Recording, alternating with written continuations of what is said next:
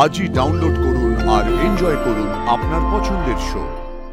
বসো, এসো।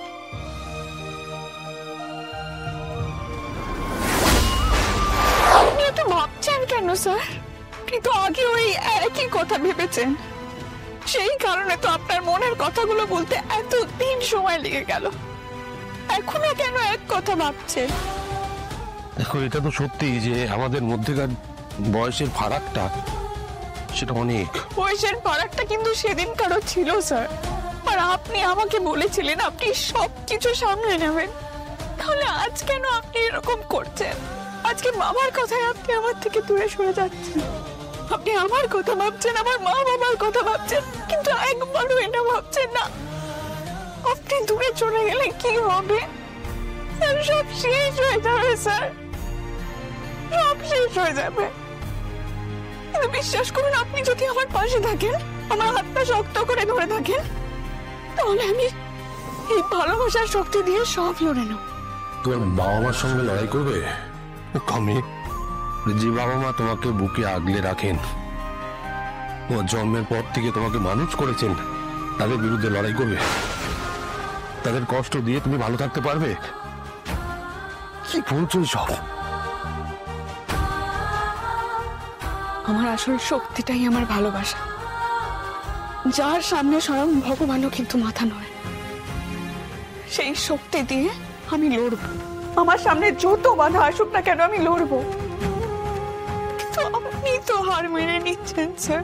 আরে অপর্ণা, আপনি কি এখনো বুঝতে পারছেন না? আপনি হেরে যাচ্ছেন, আর আপনি হেরে গেলে আমি তো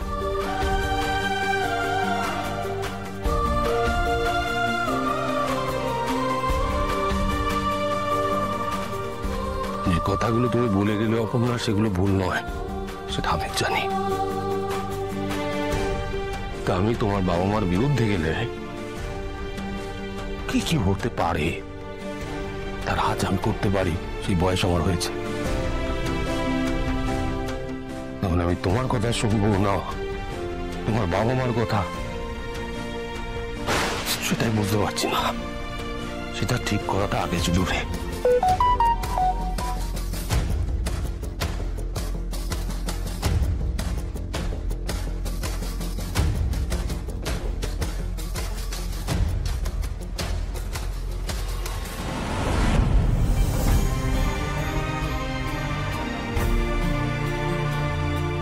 কি ব্যাপার, অপর্ণা কোথায় গেল?